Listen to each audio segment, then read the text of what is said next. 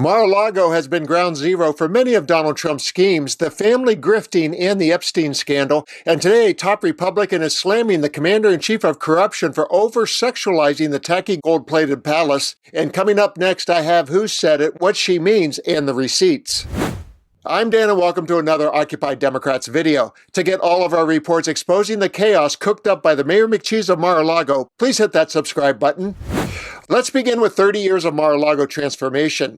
In the videos that follow, you'll see the Epstein era when Trump partied with his best friend and they shared whatever he meant by a wonderful secret, through the present day with something called Mar-a-Lago Face, the new and not-so-secret trademark of the place. And then I'll have the bombshell from a GOP congresswoman. The president has been trying to distance himself from the convicted sex offender. Donald Trump's project got a little harder. Tonight we have more evidence the president of the United States has been lying about his relationship with the now registered sex offender. NBC has uncovered archive footage of Donald Trump and Jeffrey Epstein partying together at Mar-a-Lago back in 1992. Later in the footage, Trump is seen talking to Epstein and another man as women are dancing in front of them. Trump alternates between dancing and pointing out women to Epstein and the other man and telling Epstein about the cameras. Though exactly what they say is difficult to understand as they discuss the women and their appearances, Trump gestures to one and appears to say to Epstein, "Look at her back there. She's hot." And then Trump says something else into Epstein's ear that makes him double over with laughter. What other surgical trend is starting to take over during Trump's second term?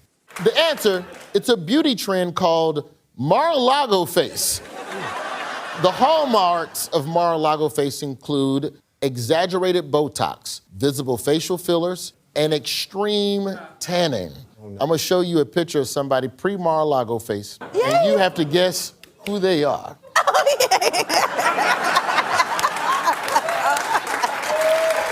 First up, who is this fresh-faced beauty? It looks like one of the Brady Bunch children. That's first daughter-in-law and recording artist Laura Trump. Oh my God! You over there hating, but that face got her a job on Fox News. I'm not hating. I love this. This rules. I demand to see 8 more of these. Yeah.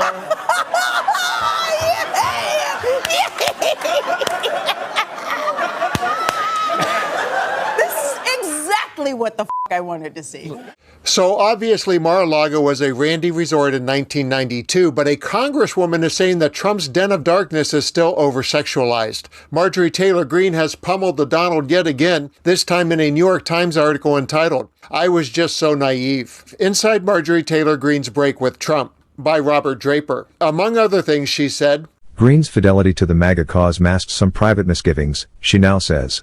Some of Trump's devotees struck Greene as worshipful in the extreme. For a lot of MAGA, Trump is a savior, and he's like a god to them. She also disliked the unctuous, hedonistic posturing at Mar-a-Lago. In particular, she told me recently, "I never liked the MAGA Mar-a-Lago sexualization. I believe how women in leadership present themselves sends a message to younger women." She continued, "I have 2 daughters, and I've always been uncomfortable with how those women puff up their lips and enlarge their breasts. I've never spoken about it publicly, but I've been planning to." During the 2024 campaign, Trump indicated a willingness to release all files pertaining to his former friend Jeffrey Epstein, who died in prison in 2019 while awaiting trial on federal sex trafficking charges. Greene now says it didn't register with her at the time that Trump never exhibited much relish for the subject, and, for that matter, that numerous photos had circulated showing him palling around with Epstein. The reason for her lack of concern, as Greene explained it to me, might seem improbable to anyone who is unfamiliar with how the mainstream press and the right-wing media cover the same story differently, or not at all. The story to me, she said, was that I'd seen pictures of Epstein with all these people, and Trump is just one of several. And then, for me, I'd seen that Bill Clinton is on the flight logs for his plane like 20-something times. So, for people like me, it wasn't suspicious. And then we'd heard the general stories of how Epstein used to be a member of Mar-a-Lago, but Trump kicked him out. Why would I think he's done anything wrong, right?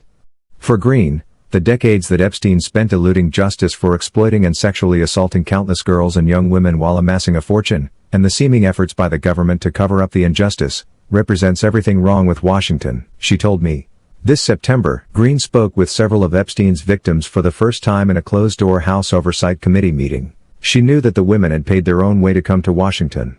She saw some of them trembling and crying as they spoke. Their accounts struck her as entirely believable. Greene herself had never been sexually abused, but she knew women who had. In her own small way, Greene later told me she could understand what it was like for a woman to stand up to a powerful man. Those are just the highlights. For the full story, visit the New York Times website. I have been kind to Greene in recent reports for turning on Trump, but I struggle to do the same this time. How can she describe this as over-sexualization after giving these two pervs a pass when this video first surfaced? The faces may have changed, but Trump has always been exactly who he is, and her "I was naive" story is BS. What is now passing through her lips is a concocted narrative meant to elicit sympathy and support as she rebrands herself.